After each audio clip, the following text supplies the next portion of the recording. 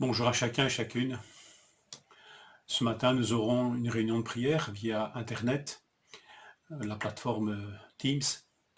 Et je vous rappelle aussi que le culte est diffusé en direct le dimanche matin. Notre frère Marc vous a envoyé, je crois, un courrier assez complet pour vous permettre de vous connecter le dimanche matin dès 10 heures pour célébrer ce culte ensemble, malgré la distance et le confinement. J'aimerais vous souhaiter ce matin un bon appétit. 1 Pierre 2,2. Désirez, comme des enfants nouveau-nés, le lait non frelaté de la parole, afin que par lui vous croissiez pour le salut. Est-ce que l'apôtre ici s'adresse à de jeunes convertis, puisqu'il parle de nouveau-nés, n'est-ce pas?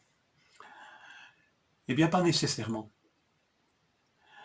Les disciples plus âgés dans la foi peuvent se laisser interpeller par cette parole. En fait, tous et toutes, quel que soit leur âge dans la foi, ils devraient, ou nous devrions, avoir cet appétit de nourrisson pour la parole de Dieu. Je crois qu'il y a une évidence pour un nourrisson, c'est le lait. Et il y a un rapport vital avec cela. Et ici, c'est ce rapport vital que le Seigneur nous rappelle par sa parole, par la bouche de l'apôtre. Relation vitale avec sa parole qui est une vraie nourriture, comme le lait l'est pour le nourrisson. Alors voilà cette interpellation qui est adressée à tout disciple. Est-ce que cet appétit est toujours bien là? Cette parole, elle n'est pas rien parce que c'est elle qui nous a donné la vie. Pierre le rappelle au chapitre précédent, verset 23. Vous avez été régénérés. Vous êtes nés de nouveau, non par une semence corruptible, mais par une semence incorruptible, par la parole vivante et permanente de Dieu. Et la parole du Seigneur demeure éternellement, verset 25, et cette parole est celle qui vous a été annoncée par l'Évangile. C'est cette parole que nous devrions désirer, car elle nous a donné la vie. Et c'est d'elle que nous tirons la croissance. Si vous avez goûté que le Seigneur est bon, dit l'apôtre encore quelque part, en fait, cet appétit, cette attirance naturelle pour la parole de Dieu, elle devrait faire normalement partie de notre ADN de nouveau-nés, d'hommes et de femmes nés de l'esprit, nés d'en haut. Cette parole est pour nous presque,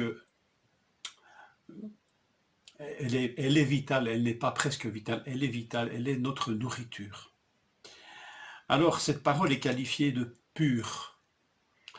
Le lait non frelaté dans notre traduction ici, le lait pur de la parole, non frelaté.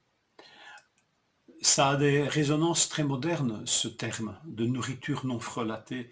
À l'époque où l'on parle de manger sain, bio, éthique même, voilà des considérations qui devraient nous faire nous ouvrir l'oreille. La nourriture reste, la parole de Dieu reste la nourriture la plus bio, la plus saine que l'on puisse trouver pour l'âme, pour l'esprit d'un enfant de Dieu, de celui et celle qui sont nés de Dieu. La nourriture de l'âme, de l'esprit, qui est profitable, raisonnable. En fait, c'est le sens de ce mot que nous trouvons ici, qui est traduit par de la parole. En fait, c'est un adjectif. Le lait non frelaté est raisonnable et logique. Le lait profitable. Ce terme logikos, on le retrouve d'ailleurs dans Romains 12. C'est le seul autre emploi de ce terme. Romains 12, quand il nous est, Romains 12, 1, nous sommes exhortés à offrir nos corps comme un sacrifice vivant, saint, agréable à Dieu, ce qui sera de notre part un culte raisonnable, logikos, logique. Voilà. Cette réponse d'offrir son corps est logique, tout comme le fait de se nourrir de cette parole de Dieu, de sa parole, est logique, raisonnable. C'est la nourriture adéquate si nous voulons grandir. Si nous lisons en lisant les quelques versets que nous lisons ce matin ou dans cette journée, vous serez peut-être saisi par la densité des citations de l'Ancien Testament dans ce que Pierre est en train d'expliquer aux disciples.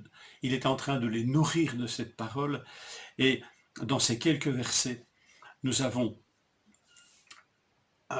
une abondance de citations. Imaginez-vous que dans ce que nous lisons ce matin, nous lisons un extrait du psaume 34, d'Ésaïe 28, du psaume 118, d'Ésaïe 8, d'Ésaïe 43, et d'Osée, chapitre 2, et même un passage du Deutéronome au chapitre 19. Tous ces versets sont cités et commentés et sont là pour nourrir notre foi, notre vocation, notre vie de disciple. Tous ces passages sont cités, commentés pour nous nourrir. Alors vraiment, que devant cela, nous puissions nous dire combien, Seigneur, je veux faire le point. Et est-ce que j'ai de l'appétit? Est-ce que ce lait non frelaté de ta parole, ce lait pur, cette nourriture adéquate pour mon âme, est-ce que j'y aspire? Est-ce que je la désire? Si oui, eh bien, délectons-nous, nourrissons-nous. Sinon, bien goûtons que le Seigneur est bon, ou alors revenons à lui de toute urgence. Je vous souhaite une bonne journée.